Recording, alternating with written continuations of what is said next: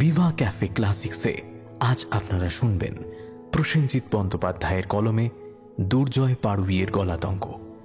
গল্প পাঠে কৌশিক, বিভিন্ন চরিত্রে ইভান, অভিজিৎ, সৌরভ ও কৌশিক, সম্পাদনায় শ্যাডো, পোস্টার এবং ক্যালিগ্রাফি সন্তু। শুরু হচ্ছে আজকের গল্প দুর্জয় পাড়ুইয়ের গলাতঙ্ক।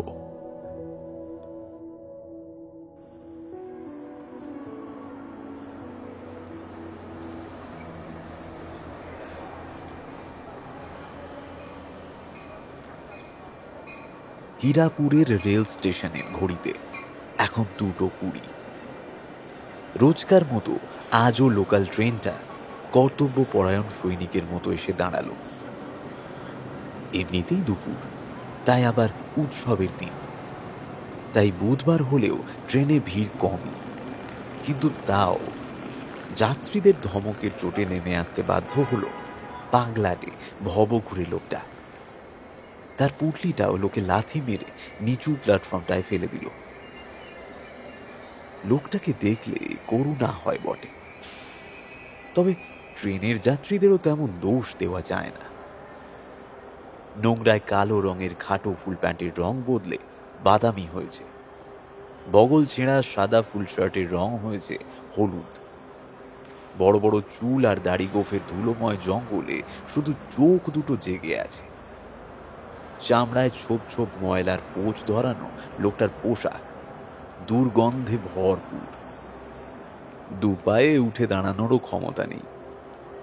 ঘষতে চলার সময় ট্রেনের মেঝের এমন জায়গা নেই যেখানটা সে ধরেনি। সকলের কাছে গিয়ে পয়সা চাইছিল, কেউ কেউ দিচ্ছিল, কেউ কপালে আঙুল ছুঁয়ে অন্যদিকে তাকাচ্ছিল। এ পর্যন্ত ঠিকই ছিল, কিন্তু তারপরে দাঁড়িয়ে থাকা সকলের হাত ধরে ধরে নাড়িয়ে নাড়িয়ে ভিক্ষে চাওয়া শুরু করলো সে। ওই নোংরামো কাহাতক বরদাস্ত করা যায়? কেউ ঘেন্নায় পিছিয়ে একটা টাকা বের করে দিল, কেউ ছুঁতে বারণ করলো, কিন্তু সে কি আর বারণ শোনার পাত্র? তাই স্টেশন আসতেই সকলে মিলে জোর করে নামিয়ে দিল বিকলাঙ্গ লোকটাকে। ট্রেনের চলে যাওয়াটা তাকিয়ে দেখলো লোকটা। নোংরা পুঁটলিটা বগলে চেপে ধরে বিড় বিড় করে গাল পাড়তে পারতে প্ল্যাটফর্ম থেকে ঘষটে নেমে লাইন পেরিয়ে দিব্যি হেঁটে ওপারে চলল। সেই কামরা থেকে 4-5 জন যারা নেমেছিল তারা রীতিমতো অবাক। একজন বলল, কাণ্ড দেখেছেন? দিব্যি হাঁটতে চলতে পারে, খেটে খা তা নয়, ওরা সে যে লোক ঠকাচ্ছে। আর একজন নির্ঘাত বিদ্যাসাগরের পুনর্জন্ম বলল, খেটেই তো খাচ্ছে দাদা, কি এমন লোক ঠকাচ্ছে? রাজা উজির তো হচ্ছে না। ভবঘুরে লোকটা হাঁটতে হাঁটতে উল্টো দিকের ঘন ঝোপঝাড়ে সিঁধিয়ে গেল। একটা সুবিধে মতো জায়গা পেয়ে সেখানে জলত্যাগ সারল। তারপর আরো এগিয়ে সামনে একটা পরিত্যক্ত কিন্তু স্বচ্ছ জলের খুব ছোট পুকুর দেখতে পেয়ে তার সামনের একটা তুলনামূলক খোলা জায়গায় ধুলোর উপরেই বসে পড়ল। সে একলা, তার দিকে নজর করার মতো এখন শুধু একটা ভবঘুরে নোংরা কুকুরই আছে। পুঁটলি খুলল লোকটা। ভিতরে একটা প্লাস্টিকের গেলাস আর একটা অ্যালুমিনিয়ামের থালার সঙ্গে শুয়ে আছে একটা আধ খাওয়া কোয়ার্টার পাউরুটি। ছুঁড়ে দিল কুকুরটার দিকে। মুখে নিয়ে চলে গেল কুকুর। মানুষ দেখবে না, কুকুরই বা দেখবে কেন? একটা কাক চড়ুইও দেখুক, এটা সে চায় না। পুঁটলি আরো খুলল। বেরোলো একটা নতুন সাবান, একটা শ্যাম্পুর পাউচ আর একটা নতুন গামছা। নোংরা জামা প্যান্ট ছেড়ে গামছা পরে পুকুরে নেমে অনেকগুলো ডুব দিল। তারপর পাশের একটা পাথরের উপরে বসে খুব ভালো করে সাবান আর শ্যাম্পু মেখে স্নান সেরে নিল। স্নানের শেষে উঠে গা মুছে পুটলিটা হাতড়ে বের করলো নতুন এক সেট জামা আর জিন্স। এরপর বেরোলো একটা অ্যাটাচি কেস। সেটা খুলে উঁকি মেরে প্রাণ ভরে শুঁকে নিল তার ভিতরে শুয়ে থাকা থরে থরে সাজানো 2000-এর বান্ডিলগুলো। আর বেরোলো লাল রঙের একটা ভেলভেটের বটুয়া। সেটা ঝাঁকিয়ে আওয়াজ শুনল। ভিতরে নেচে উঠল বেশ কয়েক ডজন খাঁজ কাটা হিরে, যাদের এক একটারই দাম 8 থেকে 9 লাখ টাকা। চুল আঁচড়ালো না, আঙুল চালিয়ে পিছনে ঠেলে দিল। শেষে ছোট্ট আয়নাটা বের করে নিজেকে দেখলো লোকটা। তার হলুদ ছোপ ধরা দাঁতের হাসিটা আপনা আপনি ধরা দিল আয়নায়। মুখের ময়লা আর পুরো মেকআপটাই ধুয়ে গিয়েছে। এখন শুধু বড় বড় চুল আর বেঢপ দাড়িটাই যা বেমানান। দেখে নিজেকেই তারিফ করলো দুর্জয় পাড়ুই। ঝটপট পরিষ্কার পোশাক পরে নিল। নোংরা জামা প্যান্টের দুর্গন্ধ কিভাবে এতক্ষণ সহ্য করেছিল সে নিজেই জানে না।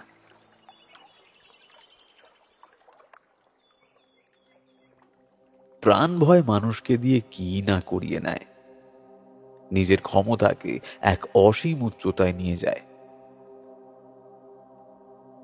মুম্বাইতে শেষ কটা দিন যখন সাধারণ মানুষ সেজে ভিড়ের মধ্যে গা ঢাকা দিয়ে থাকতো, তখনই একদিন লোকাল ট্রেনে চার্চ গেট থেকে বরিভেলি যাওয়ার পথে আইডিয়াটা তার মাথায় এসেছিল।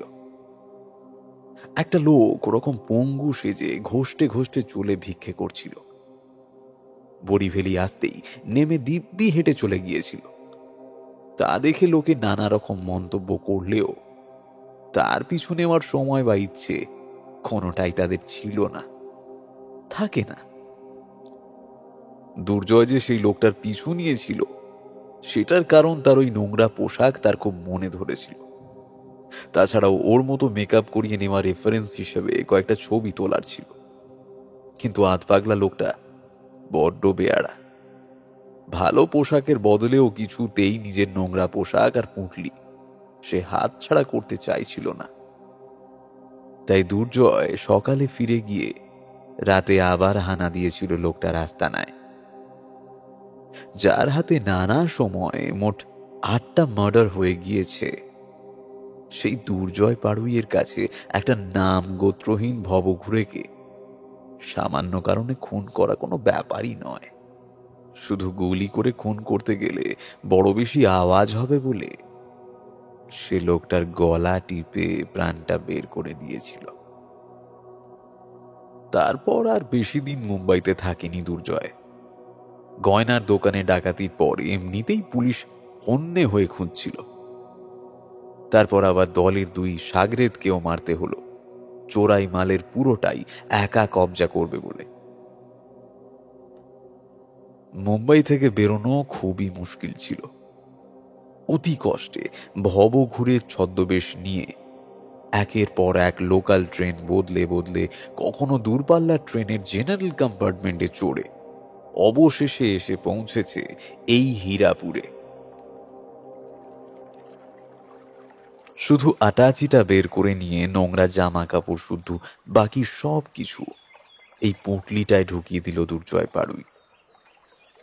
তারপর পাশ থেকে একটা বড় পাথর জোগাড় করে পুঁটলিটায় ঢুকিয়ে সেটাকে ফেলে দিল পুকুরের জলে। ভুস করে ডুবে গিয়ে পুকুরের তলদেশে ঘুমিয়ে পড়ল পুঁটলিটা। বাইরে শুধু সাময়িকভাবে জেগে রইল কিছু বুদবুদ। ভোল খানিকটা বদলে প্রায় 1.5 কিলোমিটার হেঁটে খাস মফস্বলের ভিতরে ঢুকল দুর্জয়।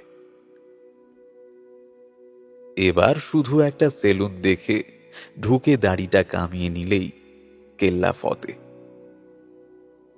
25 বছর ধরে মুম্বাইতে ছিল সে। বদ সঙ্গে পড়ে ছোটখাটো চুরি চামারিতে হাত পাকিয়ে ক্রমশ গুন্ডামি আর ডাকাতিটা মক্স করেছিল। হাতে বেশ কিছু টাকা এসেছিল তার। তা দিয়েই প্রমোটারি ব্যবসা শুরু করার পর আর ঘুরে তাকাতে হয়নি। তবে ডাকাতির নেশাটা তাকে ছাড়েনি। সে শুনেছে তার পূর্বপুরুষ ডাকাত জমিদার ছিল। হতে পারে সেই জন্যই ডাকাতিটা রক্তে মিশে আছে। মাঝে মাঝেই বেরিয়ে পড়তো ব্যাংক, সোনার দোকান ইত্যাদি লুট করতে। মুম্বাইয়ের কেউই জানে না সে আসলে পশ্চিমবঙ্গের লোক। এমন চোস্ত মারাঠি আর মুম্বাইয়া হিন্দি বলতো যে বোঝা সম্ভব নয়। ছোট থেকেই ছিল বেজায় ডানপিটে। কম বয়স থেকেই ধরেছিল মদ, সিগারেট, গাঁজা, জুয়া আর গুন্ডামি। তাকে শোধরাবার জন্য তার বাপের হাজার চেষ্টা বিফল হয়েছিল। শোধরাতে কেউ যদি পারত তাহলে সে তার মা। সেই মাই তো মারা গেল মাত্র 10 বছর বয়সেই। মায়ের বাপের বাড়ি এই হীরাপুরে। হীরাপুর স্টেশন থেকে দুর্জয়ের মামা বাড়ি সাইকেল করে গেলে মাত্র 20 মিনিট। এই দিকটা এখনো আগের মতোই গ্রাম্য রয়েছে। ভ্যান রিক্সা যায়, তবে এখনই সে যেতে চায় না। তার হাতে এখন একটা অ্যাটাচি, পরনে জিন্স আর শার্ট। দেখে বেঁটে খাটো অতি সাধারণ একটা লোক ছাড়া আর কিছুই সন্দেহ হবার নয়। এবার পরের কাজ, তবে তার আগে পেটের ছুঁচোগুলোকে ঘুষ না দিলেই নয়। যার সঙ্গে লাখ লাখ ক্যাশ আর কোটি কোটির হিরে, তাকেও সাধারণ ভাতের হোটেলেই ঢুকতে হলো সন্দেহ হবার ভয়।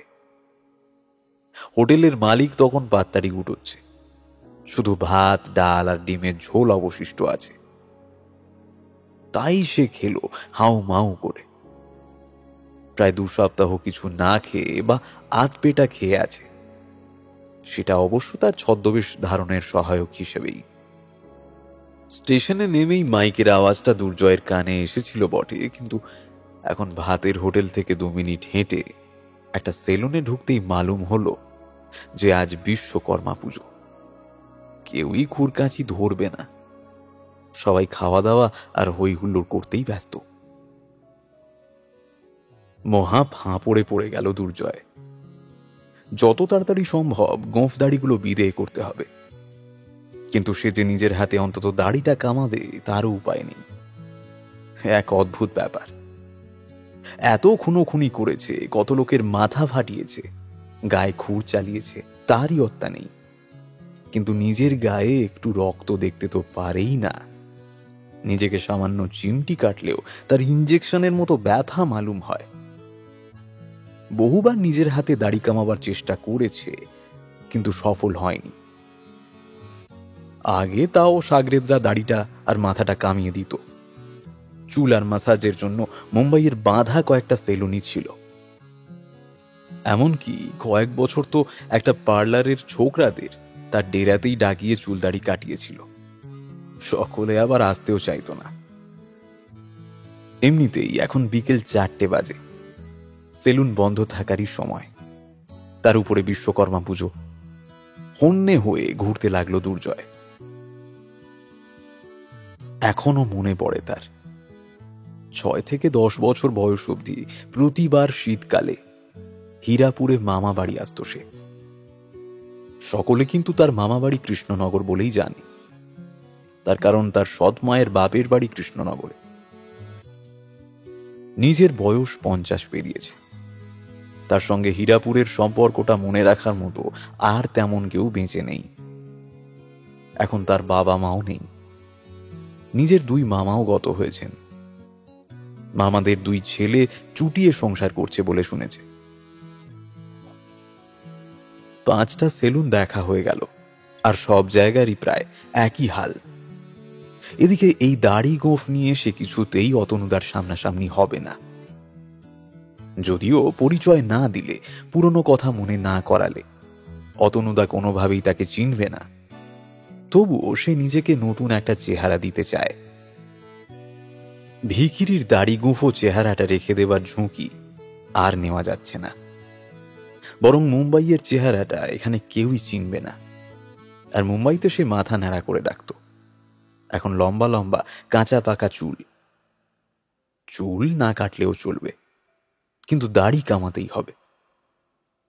মামাদের কাছে এত বছর সে নিরুদ্দেশ ছিল, এবার হঠাৎ হাজির হয়ে সকলকে চমকে দেবে। বলবে খালাসির কাজ নিয়ে জাহাজে জাহাজে নানা দেশ ঘুরে বেরিয়েছে। বড় মামার বড় ছেলে অতনুদার সঙ্গে ছেলেবেলার নানা স্মৃতি আছে, দেখলে বেশ আনন্দই পাবে। কটা দিন থাকতে দিতে কোনো আপত্তি হওয়ার কথা নয়। হীরাপুরের পশ্চিম প্রান্তে চলে এলো দুর্জয়। স্মৃতির পটের সব জায়গাগুলো এখন কংক্রিটের আধিক্য নিয়ে আধুনিক চেহারায় ধরা দিলেও এই জায়গাটা যেন একই আছে। ওই তো হারুন কাকাদের সেই বিরাট ঝিলটা। অতনুদা তাকে সাইকেলে করে বিকেলে এখানে নিয়ে আসত। ঘাটে বটগাছটার গোড়ায় সিমেন্টের বসার জায়গাটায় বয়স্ক মানুষেরা জুতো ছেড়ে পা গুটিয়ে বসত আর লাঠি ঠুকে ঠুকে আড্ডা দিত। অতনুদা তাকে নিয়ে নিচে 3টে ইটের পাটায় বসে মাছ ধরত, তাকেও একটা ছিপ দিত। কিন্তু 2-1টা মাছ ধরা হলেই দুর্জয় ছিপ দিয়ে অন্য জিনিস ধরার খেলায় মেতে যেত। খেলা হয়ে গেলে আবার সাইকেল চড়ে অতনুদার সঙ্গে বাড়ি ফিরে আসত। আর আড্ডা সেরে অন্ধকার নামলে বয়স্ক মানুষগুলো তাদের জুতো খুঁজে পেত না। শেষে সেগুলোকে আবিষ্কার করত ঝিলের জলে অনেক দূরে ভাসন্ত অবস্থায়। জিন্সের পকেট থেকে খৈনি বের করে টিপতে টিপতে ছোটবেলার দুষ্টুমিগুলো ভেবে ঠিক করে হেসে ফেলল দুর্জয়। এই জায়গাটাকে একই রকম থাকতে দেখে বড় ভালো লাগলো তার। সে ঘাটের দিকে এগিয়ে গেল। এবার হঠাৎ দাঁড়িয়ে পড়ল। সব যদি একই রকম থাকে তাহলে তো ডান দিকে একটা সেলুন থাকার কথা। ডান দিকে তাকিয়ে দেখল সেলুন যে শুধু আছে তাই নয়, খোলা আছে এবং বাইরে লেবু লঙ্কা টাঙানো নেই। নাম সুদর্শন মাসাজ সেলুন। বাহ, তার মানে খুব সম্ভবত এখানে বিশ্বকর্মা পুজো হচ্ছে না। সেলুনের ঘষা কাঁচ লাগানো কাঠের ফ্রেমের হাফ দরজা খুলে ঢুকলো দুর্জয়। তারপর ভিতরে তাকিয়ে সে আবার বেজায় মুষড়ে পড়ল। না, পুজো টুজো হচ্ছে না ঠিকই, তবে কাজও কিছু হচ্ছে না। আয়না ঘেরা সেলুনটায় 3টে পেল্লায় চেয়ার, কিন্তু 3টেই ফাঁকা। একপাশে একটা ছোট্ট বেঞ্চে 3টে মাথা দেখা যাচ্ছে, একটা লোকেরই।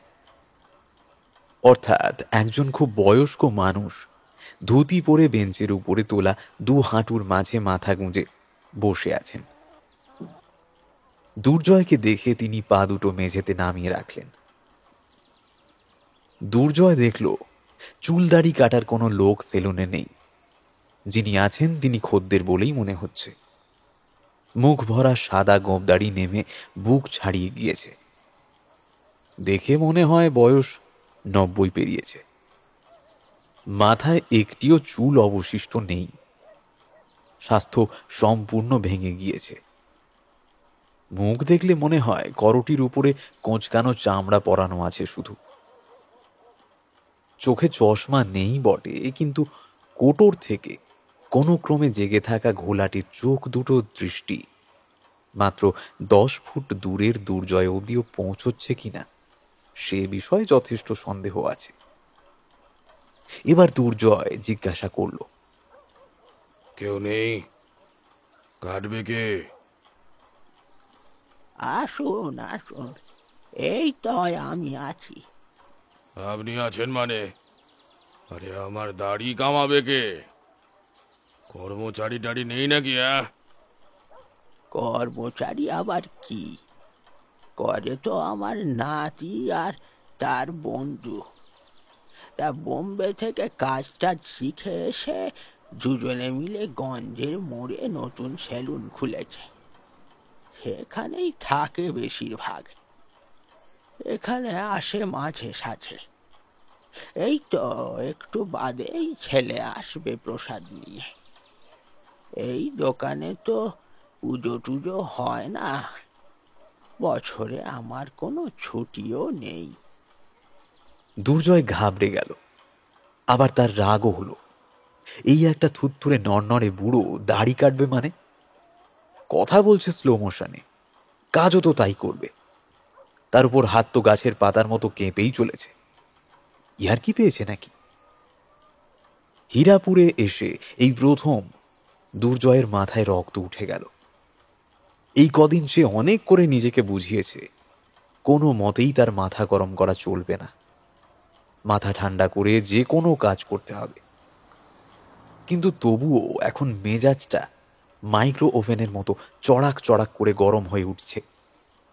ইচ্ছে করছে বুড়োটার জামার কলার ধরে বলে, ডাক তোর নাতিকে, এক্ষুনি সে এসে আমার দাড়ি কামাবে। কিন্তু অনেক কষ্টে নিজেকে সামলে নিয়ে বলল, কিন্তু আপনি কি করে?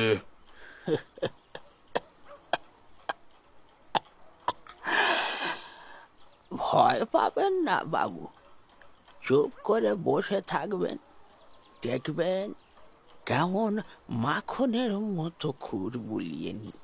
হ্যাঁ, আপনার তো বড় দাড়ি, নরম, আরো সুবিধেই হবে। এমন বেকায়দায় পড়েছে দুর্জয় যে বলার কথা নয়। সে গুনে দেখল বিশ্বকর্মাটা ধরে আপাতত 15 রকম দেবতার নাম মনে পড়ছে। তাই সম্বল করে সে বৃদ্ধের নির্দেশিত চেয়ারে বসে পড়ল। বৃদ্ধ অ্যাটাচিটা চাইছিলেন বেঞ্চের উপরে রাখবেন বলে। দুর্জয় জানিয়ে দিল সেটা তার কোলের উপরেই থাকবে। চারপাশটা দেখে নিল দুর্জয়। সেলুনটা খুব পুরনো বটে, তবে বুড়ো খুব শৌখিন ছিল। 3টে দেওয়ালেই রংচটা বড় বড় আয়না লাগানো আছে। যে কোনো দিক দিয়ে অন্য 3 দিক দেখা যাচ্ছে। প্রতিবিম্বের প্রতিবিম্বে ঘরটাকে বেজায় বড় দেখাচ্ছে।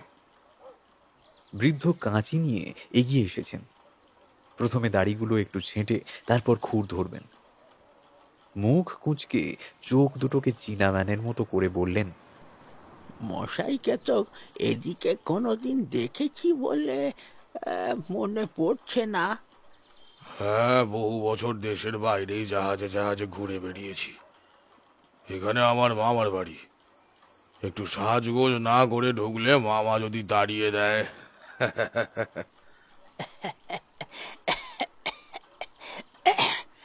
কোন বাড়ি বলুন তো? নিত্যানন্দ পাড়ায় বড়াল বাড়ি, চেনেন নাকি? হ্যাঁ, চিনি তো বটেই। কানাইলাল কানাইলাল বড়াল আপনার মামা ছিল বুঝি? হ্যাঁ, হ্যাঁ, তার ছেলে অতনু বড়াল তো ওই বড় মেয়ের বিয়ে দিল 2 মাস আগে। আর আর রতন বড়াল কলকাতায় কিসের একটা কাজ করে। তা কত বছর বাদে এলেন? হ্যাঁ, তা প্রায় 40 হবে। বলেন কি, বাচ্চা বেলায় ছিলেন বুঝি? মাঝে মাঝে আসতাম। আচ্ছা আচ্ছা, ওখানকার সেই বট গাছটা এখনো আছে? ও বাবা, বট গাছের কথা আপনার মনে আছে? হ্যাঁ, সে এখনো আছে। আর হাসান চাচা? কোন হাসান? এই সেই রিক্সাওয়ালা? সে তো কবে মুড়ে ভূত হয়ে গেছে। ওদিকটা এখনো চোরের উৎপাত হয়? না না, সেসব এখন নেই। এখন তো সব বাড়িতে কারেন্ট এসে গেছে। আচ্ছা, সেই সেই রঞ্জন বাবু আছেন এখনো? কে রঞ্জন? সাঁতরা নাকি? হবে হয়তো, হাত দেখতো লোকটা। হ্যাঁ, রঞ্জন সাঁতরা। সে নেই 19 বছর হলো। কেন, তোমার হাতও দেখেছিল নাকি? ওই বয়সে তো হাতের রেখাই ভালো করে ওঠে না। হ্যাঁ, দেখেছিল তো। আর দেখে একটা ভয়ানক কথা বলেছিল। তবে আমার তো আজও মনে হয় সেটা ইয়ার কি করেই বলেছিল। কি বলেছিল রঞ্জন? বৃদ্ধের হাতে ধরা খুর অতি ধীরে ধীরে দুর্জয়ের বাগাল বেয়ে নেমে আসছে। তার মনে হচ্ছিল হৃৎপিণ্ডটাও যেন লাফাতে লাফাতে গলার কাছে উঠে আসছে। সে চোখ বুঝল আর উৎকণ্ঠা কাটাবার জন্য হীরাপুরের স্মৃতিতে ডুবে গেল। শীতকালে কোনো দিন রঞ্জন বাবু আসতেন।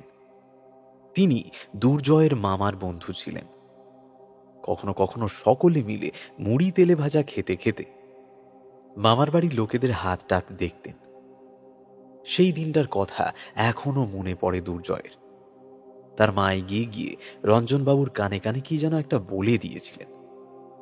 তারপরই রঞ্জনবাবু তার দিকে তাকিয়ে বলেছিলেন, এসো তো বাবা, তোমার হাতটা দেখি কেমন পড়াশোনা। লেখাপড়ায় তো একদম গাড্ডা, খালি বদমাইশিতে মন। এত বদমাইশি করলে একদিন অঞ্জুমানি এসে ঘাড় মটকে দেবে, তখন বুঝবে। ও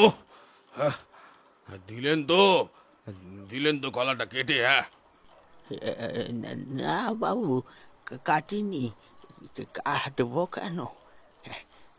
গলায় একটা ছোট গোটা ছিল, সেটা ফেটে গেছে। হ্যাঁ, ওই একই হলো, ফাটা আর কাটা। আপনার খুঁড়েই তো হলো। প্রথমেই বুঝেছিলাম যে আপনার দ্বারা দাড়ি কামানো হবে না। আমি তো ঠিকই কাটছিলাম বাবু। আপনি গলাটা দাঁড়িয়ে কি সব কথা বলে উঠলেন। ও কিছু হবে না, কিছু হবে না। ফটকিরি ঘষে দেবো। হ্যাঁ, এই বললেন না রঞ্জন কি বলেছিল? কিছু ভাবছিলেন নাকি? দুর্জয় বুঝল যে এখন মাথা গরম করলে কাজ আরো বিগড়ে যেতে পারে। সে স্থির হয়ে বসে মাথাটা ঠান্ডা করার জন্যই রঞ্জন বাবুর কথাটা বলল। বৃদ্ধ খুর হাতে নিয়ে চুপ করে দাঁড়িয়ে পুরো ব্যাপারটা শুনে মাড়ি বের করে হেসে ফেললেন। বললেন, আরে আপনাকে ছোট পেয়ে সবাই মিলে বোকা বানিয়েছে। নিশ্চয়ই আপনি দুষ্টুমি করতেন, তাই ভয় দেখিয়ে দাবড়ে রাখার জন্য, তাই তো? হ্যাঁ, হ্যাঁ, আমারও সেই রকমই মনে হয়। সেই রকমই নয়, সেটাই। খুব বুজরুকি দিত রঞ্জন, কত লোককেই কত কিছু বলেছিল। আমাকেই তো বলেছিল যে আমি নাকি বিশাল সম্পত্তির মালিক হব। দেখতেই তো পাচ্ছেন আমাকে। এই নভেম্বরে 93তে পড়ব। হাতের কাজ জানি, একটা সেলুন করতে পেরেছিলাম বলে কোনো মতে খেয়ে পড়ে সারাটা জীবন কাটিয়েছি। কারো ওপরে নির্ভর করতে হয়নি, কারো কাছে ধার বাকিও করিনি। ছেলেটা তো মরে গেল, সেলুনে তার মন ছিল না। তবে নাতির সঙ্গে আমার খুব মিল, সে এই লাইনেই এসেছে। তারও সঙ্গে 5 বছর আগে কি ঝগড়াটাই না হলো। বললাম, আমি তোর খাইও না পড়িও না, আমি কাজ করে নিজের খরচা চালিয়ে নিতে পারবো। আমার বয়স হয়েছে, হাত কাঁপে, কাছে খদ্দের ভিড়তে চায় না, কিন্তু তবুও নাতির কাছে হাত পাতিনি। এতটা কথা একসঙ্গে বলে সামান্য হাঁপাতে লাগলেন বৃদ্ধ। তারপর খুর সমেত কাঁপা কাঁপা হাতটা দুর্জয়ের গলার কাছে নামিয়ে আনলেন। সারা জীবন কত যে লোকের গলায় ছুরি ধরে কাজ হাসিল করেছে দুর্জয়, তার ঠিক নেই। আজ এক 90 পেরোনো বুড়োর ছুরিতে কিনা গলা পেতে সে পাঁঠার মতো ঠক ঠক করে কাঁপছে। নিয়তি একেই বলে। ভয়ের মধ্যেও সে মনে মনে সামান্য হাসল। তবে একটা আশার কথা এই যে এখন আসল খুরের বদলে ব্লেড ঢোকানো খুরে দাড়ি কামানো হয়। ব্লেডের খুব সামান্য অংশই খুরের বাইরে বেরিয়ে থাকে, তাই ভাগ্য খুব খারাপ হলে যতটা কাটবে তাতে মারা সে পড়বে না, কিন্তু নিজের রক্ত দেখে অজ্ঞান হয়ে যেতে পারে। দুর্জয়ের গলার নিচটা চাঁচতে চাঁচতে বৃদ্ধ বললেন, এই এই অঞ্জুমানিটা কে বলুন তো? ওরকম অদ্ভুত নামে তো কেউ ছিল বলে মনে পড়ছে না। দুর্জয় ইশারায় বোঝালো যে গলার কাজটা কামানো হলে সে কথা বলবে। বাঁ গাল আর গলা হয়ে যাবার পরে বৃদ্ধ যখন দুর্জয়ের ডান গালে এলেন, তখন দুর্জয় বলল, মামার বাড়ির পাশ দিয়ে একটা লোক যেত। বয়স এই এখনকার, মানে আমার মতন, আমার যেমন এখন বয়স সেরকম হবে। লোকটা বেশ লম্বা চওড়া, আপনার জমানারই লোক তো। ধুতি আর ফতুয়াই পড়তো, হাতে একটা বাক্স থাকতো মনে পড়ছে। সবার সঙ্গে তার খাতির ছিল, শুধু আমার সঙ্গে ছাড়া। আমাকে দেখলেই ঢ্যাপ করে দাঁড়িয়ে পড়ে চোখ বড় বড় করে তাকিয়ে থাকতো।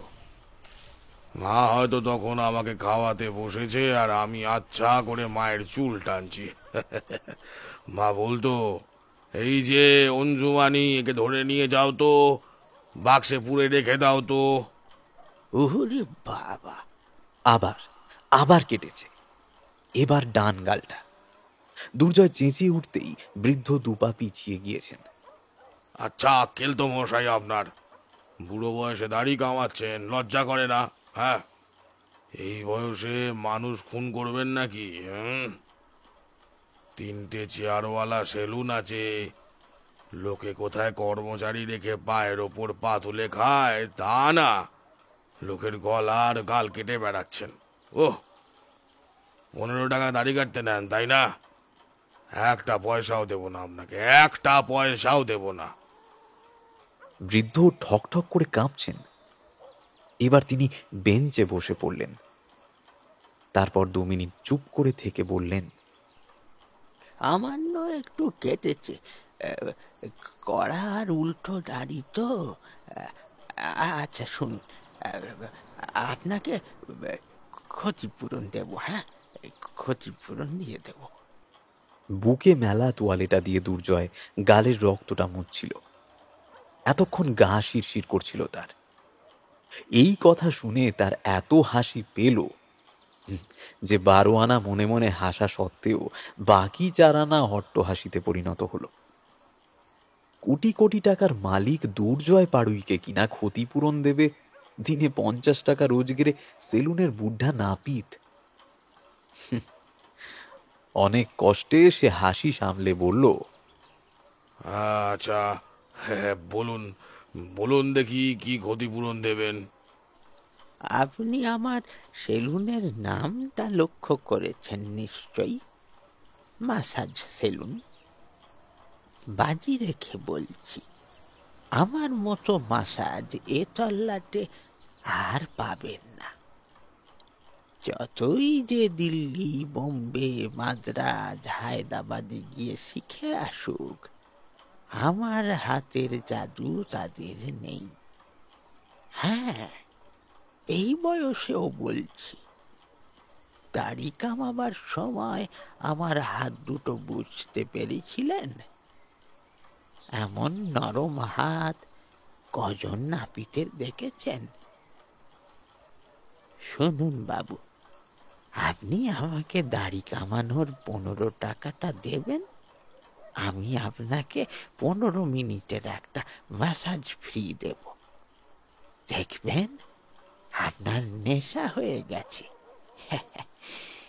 যতদিন হীরাপুরে থাকবেন আমার কাছে ম্যাসাজ করতে আসবেন। আমায় দেখলে লোকেরা আর চেয়ারে এসে বসতে চায় না ঠিকই, কিন্তু একবার বসে পড়লে ফের ওঠা মুশকিল। বুড়োর প্রস্তাব মন্দ নয়। মাসাজ জিনিসটার এমনিতেই বেজায় ভক্ত দুর্জয়। সেরকম মাসাজ হলে মদের নেশাও তুচ্ছ। এমন অনেকবার হয়েছে যে পিঠে, হাতে, কাঁধে, ঘাড়ে আর মুখে ভালো মাসাজ রাত জাগানো দুশ্চিন্তাকেও তুড়ি মেরে কর্পূরের মতো উবিয়ে দেয়। তার উপরে এই বুড়ো জোর গলায় এমনভাবে নিজের তারিফ করছে যে সেটা পরখ করার লোভ সামলানো দায়। গালে ফটকিরি ঘষে ডেটল আর আফটার শেভ লাগানো হলে দুর্জয় মাসাজের জন্য রাজি হলো। প্রথমে দুর্জয়ের শার্ট আর গেঞ্জিটা খুলে বৃদ্ধ টাঙিয়ে রাখলেন, তারপর নিজেরও ফতুয়াটা খুললেন। এবার অ্যাটাচিটা চাইলেন, বললেন বেঞ্চে রেখে দেবেন, কারণ ওটা কোলে নিয়ে জড়সড় হয়ে বসে থাকলে মাসাজটা খোলতাই হবে না। কিন্তু আবারও দুর্জয় নারাজ। অগত্যা ওই অবস্থাতেই মাসাজ শুরু হলো। দুর্জয় ভেবেছিল এ বুড়ো কাঁপা হাতে ভালো মাসাজ করতে একেবারেই অপারগ, কিন্তু পিঠের বিশেষ কয়েকটা পয়েন্ট যখন আঙুলের চাপে ধরা হলো, তখন ওই কাঁপা হাতি আলাদা মাত্রা যোগ করলো। আঙুলগুলো অদ্ভুত ছন্দের সঙ্গে শরীর ছুঁয়ে উঠতে বসতে লাগলো। কোথাও মৃদু, কোথাও জোরে চাপ দিয়ে তাল ঠুকতে লাগলো। নির্ভুল ওজনের এক একটা চাপ পিঠের শিরদাঁড়া থেকে দুদিকে ছড়িয়ে কাঁধ বেয়ে হাতে নেমে কবজি হয়ে একেবারে আঙুলের ডগা পর্যন্ত চলে গেল। আবার সেখান থেকে উঠে এসে শিরদাঁড়ায় জড়ো হলো। সত্যি মাসাজটা গায়ের জোরের নয়, কায়দার ব্যাপার। এইভাবে যখন ঘাড় আর মাথাটা ধরা হলো, তখন দুর্জয় অর্ধেক তন্দ্রা আর অর্ধেক স্বপ্নালু চিন্তার মধ্যে।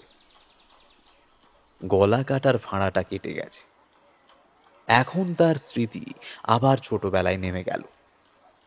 সত্যি ছোটবেলায় কিছু কিছু ব্যাপারে বড়রা এমন ভয় দেখিয়ে দেয় যে তা কাটিয়ে দিলে প্রবীণ বা বৃদ্ধ অবস্থাতেও মনের একটা জায়গায় সেটা চেপে বসে থাকে। এই যেমন অঞ্জুমানি, আসল নাম কি জানে না, কিন্তু এখন যেন মনে হয় সকলে অঞ্জুমানি বলেই ডাকত। একটা শিশুর কানে শব্দ যেভাবে এসেছে আর কি, সেই লোকটাকে কি ভয়টাই না পেত দুর্জয়। জগতে ওই একটাই যেন ভয়ের জিনিস আছে, অঞ্জুমানি। পুলিশ, খুনি, গুন্ডা, নির্দয়, ডাকাত কাউকেই এতটা ভয় পায় না দুর্জয়, যতটা না ছোটবেলায় কয়েকবার দেখা অঞ্জুমানি বলে সেই লোকটাকে পায়। কেন পেত কে জানে। তার উপরে আবার রঞ্জনবাবুর ভবিষ্যৎবাণী তার মনে খুঁটি পোঁতা হয়ে রয়েছে। এই বয়সেও হামেশাই স্বপ্নে দেখেছে যে গাছ থেকে নেমে অঞ্জুমানি দৈত্য আসছে তার ঘাড় মটকাতে। ও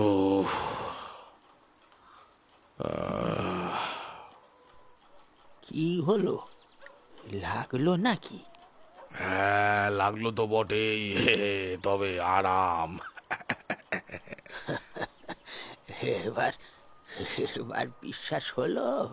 হ্যাঁ, 15 টাকা দেবেন না বলছিলেন?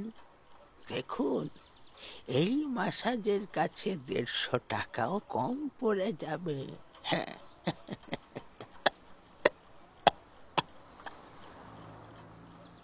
তা বটে, 150 কি 3000 টাকা দিয়েও মাসাজ করিয়েছে দুর্জয়, কিন্তু এ আরাম পায়নি। ঠিক করলো বুড়োটাকে বরং 100 টাকা বকশিস দিয়ে দেবে।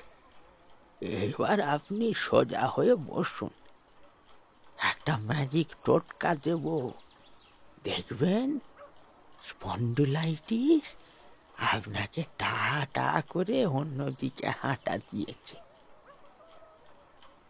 আপনি শুধু সোজা হয়ে মাথাটা নরম করে বসে থাকুন। আয়নায় দেখলে যদি অসুবিধে হয় তাহলে চোখটা বন্ধ করে রাখতে পারেন। না না, তার দরকার নেই, আমি চোখ খুলেই আছি। আপনি কি করবেন করুন। বৃদ্ধ এবার চেয়ারের পিছনে সোজা হয়ে দাঁড়িয়ে তার দুটো কাঁপা হাতের তালু দুর্জয়ের দুকানের উপর রেখে মাথাটা আলতো করে ধরলেন।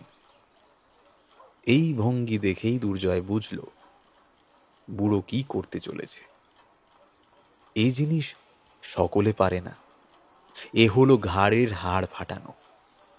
আঙুলের হাড় পুটপুট করে ফাটলে যেমন সুন্দর অনুভূতি হয়, এ জিনিস তার চেয়েও অনেক আরামের। আওয়াজটাও বড় মধুর। ঘাড়টা আলতো করে ধরে একবার ডান দিকে আর একবার বাঁ দিকে ঝটকা দেওয়া হয়, স্বর্গীয় অনুভূতি। তবে একটু এদিক ওদিক হলে চরম বিপদও ঘটতে পারে, দুটো কারণে।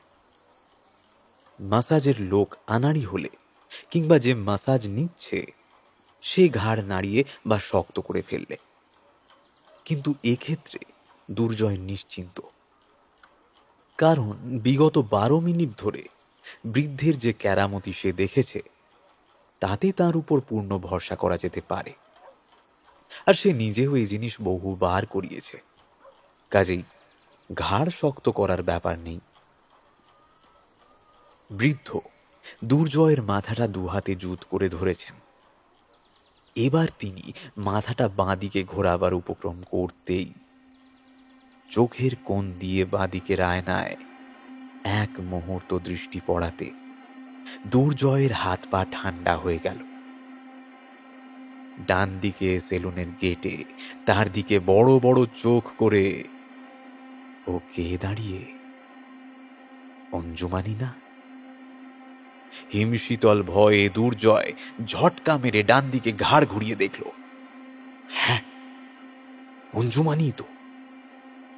দরজায় দাঁড়ানো অঞ্জুমানিকে দেখে দুর্জয়ের ভয়ার্ত চোখ চিরতরে স্থির হয়ে যেতে সময় নিল মাত্র 5 সেকেন্ড। কারণ ততক্ষণে তার হার্ট অ্যাটাক হয়েছে, ঘাড়ের হাড়ও গিয়েছে ভেঙে। দরজায় তখন বিশ্বকর্মার প্রসাদ হাতে দাঁড়িয়ে বৃদ্ধের 38 বছর বয়সী হতভম্ব নাতি। পুজোয় ধুতি তিনি পরেই ছিলেন, পাঞ্জাবির বদলে একটা ফতুয়া পরে নিলে আর হাতে একটা অ্যালুমিনিয়ামের ছোট সুটকেস ঝুলিয়ে নিলে দেখতে তিনি আর বৃদ্ধের নাতি নিরঞ্জন সাঁতরা নয়, বরং অবিকল অঞ্জুমানি। ব্যাপারটা বুঝতে বৃদ্ধ 15 সেকেন্ড সময় নিলেন, তারপর নিরঞ্জনকে বললেন, সর্বনাশ নিরু, শিগগির শাটার বন্ধ কর, লোকটা মরে গেছে রে।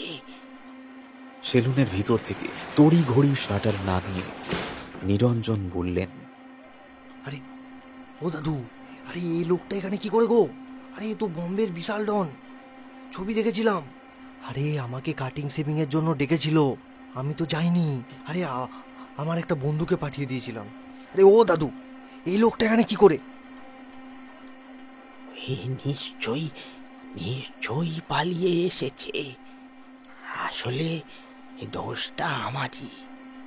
এই অঞ্জুমানি মানে যে ও অঞ্জু নাপিতকেই বলেছে সেইটা বুঝতে পেরেও চুপ করেছিলাম। খদ্দেরটা হাতছাড়া করতে চাইনি।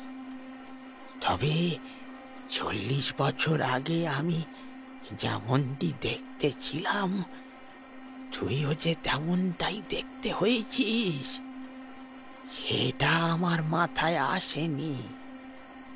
তাতে অবশ্য ভালোই হয়েছে। শোন, অ্যাটাচিটা নিচ্ছি, তুই এক কাজ কর, পুলিশ ডাকার আগে লোকটার পকেট হাতড়ে দেখিনি চাবি টাবি কিছু পাস কিনা। যা সম্পত্তি পাওয়া যাবে সব এখন আমার। আমি মরলে তুই নিবি। হ্যাঁ, তোর বাপ জ্যোতিষীটা ভালোই করতো রে। হ্যাঁ, নিজের ছেলেকে আমি সারা জীবনেও চিনতে পারিনি।